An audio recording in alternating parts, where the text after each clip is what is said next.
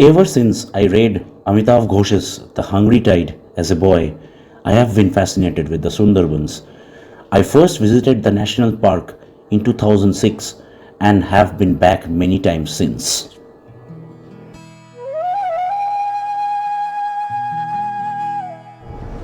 On Google Maps, the mangrove forest appears as a small patch of green along the coast, crisscrossed by veins of blue.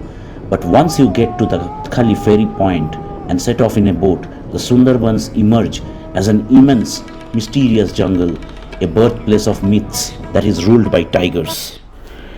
The best time to visit Sundarban in India is from January until April and October till March, when you will have a pleasant till hot temperature and limited till mediocre rainfall. The highest average temperature in Sundarban is 36 degrees in April and the lowest 25 degrees in January. Sundarban has the moderate climate prevailing. If you want to know what the average temperature is in Sundarban or when most precipitation falls, you can find a quick overview on the internet. This way, you are well prepared.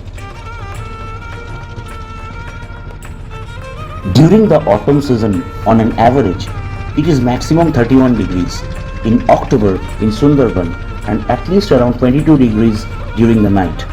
In October, there are 13 days of rainfall with a total of 61 mm and it will be dry 18 days this month. Maximum temperature is 31 degrees, minimum temperature 22 degrees, dry days 18, days with rain 13, precipitation 61 mm, average hours of sun per day 7 hours, average wind force 2 BFT, average UV index 6. Sundarban is abundant and generous, but it takes away as much as it gives. It has two starkly different faces. For a tourist that cruises through its wide channels on a secure motorboat, the Sundarbans is an endless oasis of calm and peace. But for local fishermen who must deflect from the wide channels into adjacent narrow creeks in tiny hard road dinghies and get off into the waist deep quicksand like mud while fishing for crab, death lurks in water and on land. In the monsoon months of June and July, on average it is maximum 33 in Sundarban and at least around 27 degrees during the night. In July, there are 28 days of rainfall with a total 241 mm and it will be dry 3 days in this month. The maximum temperature is 33 degrees, minimum temperature 27, dry days 3, days with rain 28, precipitation 241 mm, average hours of sun per day 8 hours, average wind force 2 BFT, average UV index 7. When the tide is high, large tracts of the forest disappear underwater, but when the tide recedes, the forest takes form. Vast rivers turn into tiny streams that twist along the sandy islands, exposing a rich ecosystem. Mangroves in the riverine forests of the Sundarbans have incredible root adaptations.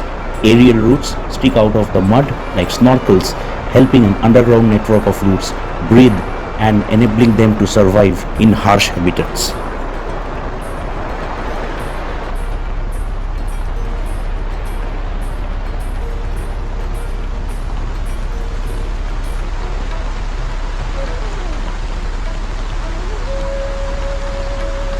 On an average, it is maximum 25 degrees in January in Sundarban and at least around 14 degrees. In the winter months of December and January, there are 3 days of rainfall with a total of 4 mm and that it will be dry 28 days in these months. Maximum temperatures 25 degrees, minimum temperature 14 degrees, dry days 28, days with rain 3, precipitation 4 mm, average hours of sun per day 7 hours, average wind force 2 BFT, average UV index 5.